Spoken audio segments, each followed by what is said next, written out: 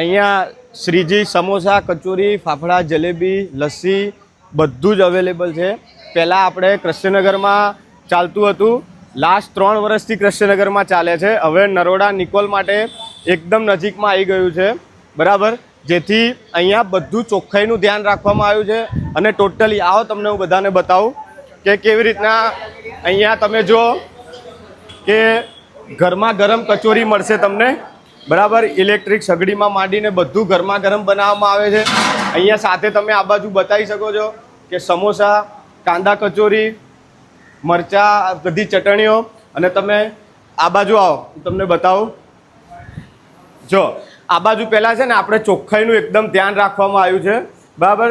સાથે સાથે દરેક માણસ જે અહીંયા કામ કરે છે એ યુનિફોર્મ પહેરીને કામ કરે છે.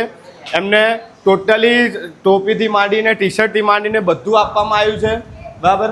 તમે આ બાજુ આવો, આપણી જોડે બીજું ફાફડા જલેબીથી માંડીને બીજું છે. તમે જો અહીંયા જોઈ શકો છો ફરીથી આ કાંદા કચોરી જેમ તમે ઓર્ડર આપશો એમ ગરમા ગરમ બનાવે છે, બરાબર. ચલો હું તમને બીજે લઈ જાઉં.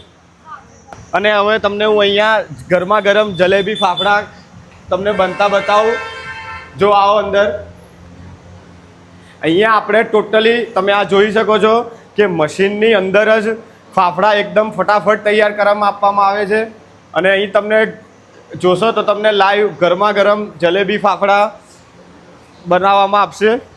અને ભાઈ ગરમા ગરમ લાઈવ તેલ મને એ બી પાછું ચોખ્ખું તેલ તમે જોઈ શકો છો, કત્તી બી ગંદકી નહીં. હા. અને આપણે કયું તેલ છે? આપણે અહીંયા સિંગ તેલ વાપરવામાં આવે છે, ચોખ્ખું એકદમ. અને અહીંયા હાઇજેનિકનું પૂરેપૂરું ધ્યાન રાખવામાં આવ્યું છે, બરાબર. તો એકવાર જરૂરથી મુલાકાત કરજો. અને અહીં તમને ટોટલી ગરમા ગરમ જલેબી, ફાફડા, કચોરી, સમોસા બધું જ ખાવા મળશે. અને આપણે ટાઈમિંગ શું રહેશે? ટાઈમિંગ સવારે 7 વાગ્યાથી ચાલુ થશે તો રાતના 9 વાગ્યા સુધી તમને અહીંયા બધું જ અવેલેબલ મળી જશે. અને આપણે લોકેશન કયું રહેશે? લોકેશનમાં તમે જો આપણે અહીંયા આ બાજુ અયોધ્યા સર્કલ છે અને સૈનિક સર્કલ છે, એ બંનેની વચ્ચે શ્લોક 35 છે. શ્લોક 35ના નીચે જ શ્રીજી સમોસા, કચોરી, ફાફડા, જલેબી છે. તો તમે અહીંયા આવીને સવારના 7 વાગ્યાથી રાતના 9 વાગ્યા સુધી તમે અહીં નાસ્તો કરી શકો છો.